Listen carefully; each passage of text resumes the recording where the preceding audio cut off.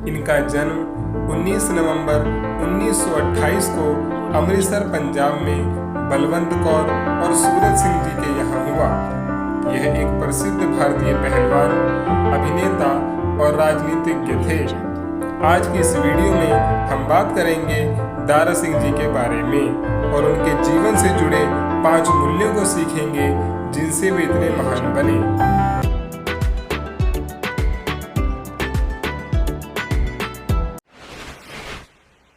बचपन से ही दारा सिंह जी का शरीर अन्य बच्चों की तुलना में अधिक शक्तिशाली और मजबूत था। जाहिर है इसके पीछे की वजह उनका अच्छा खान पान था। वे हर रोज 100 बादाम की गिरियों को खांड और मक्खन में मिलाकर खाया करते थे। भैंस का ताजा दूध और घी भी वे रोज लिया करते थे। इसका नतीजा यह निकला कि जब उन्होंने पहलवानी शुरू की तो गांव के दंगलों से लेकर शहरों तक में कई मुकाबले जीते। उन्होंने अपनी बॉडी बनाने के लिए कभी भी आर्टिफिशियल डाइट नहीं ली, जैसे आजकल बॉडी बिल्डिंग के लिए लोग मार्केट में मिलने वाले प्रोटीन और स्टेरॉइड का इस्तेमाल करते हैं। दारा सिंह जी ने नॉर्मल डाइट से ही अपनी बॉडी बनाई और 55 साल तक पहलवानी की, जिसमें 500 से भी अधिक कुश्तियां लड़ी, पर किसी एक में भी हार का मुंह नहीं देखा। 1947 में दारा सिंह जी सिंगापुर आ गए।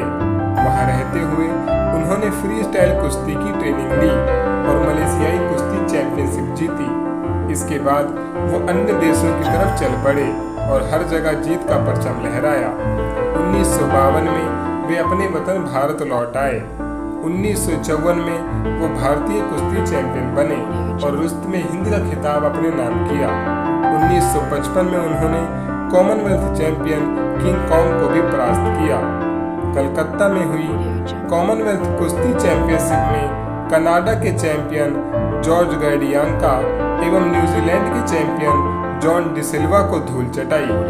एक के बाद एक वो निरंतर आगे बढ़ते रहे और आखिरकार 29 मई 1968 को अमेरिका के विश्व चैंपियन लाउ थेज को पराजित कर वे फ्री स्टाइल कुश्ती के विश्व चैंपियन बन गए और रुस्त में जहां का खिताब भी अपने नाम करवा लिया।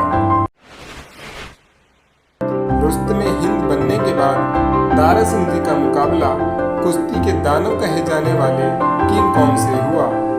उस वक्त दारा सिंह जी का वजन 130 किलो था, जबकि किंग कॉन्ग का वजन 200 किलो था। किंग कॉन्ग के भारी भरकम शरीर को देखकर सभी दर्शक बेहद रोमांचित थे। सबको लगा इस बार दारा सिंह पराजित होंगे ही और उन्हें हार का मुंह देखना पड़ेगा, परंतु दारा सिंह जी इन सबसे डरे नहीं और अपनी दिलेरी का परिचय देते हुए अपनी पहलवानी दांव से किंग कॉन्ग को अपने शिकंजे में कस लिया और मारते मारते रिंग से बाहर निकाल दिया और इस तरह इस मैच को भी अपने नाम कर लिया। कुश्ती कैरियर के अलावा उन्होंने फिल्म उद्योग में भी एक सफल परिवर्तन किया। दारा सिंह जी ने अपने फिल्मी कैरियर में 100 से भी अधिक फिल्मों में काम किया।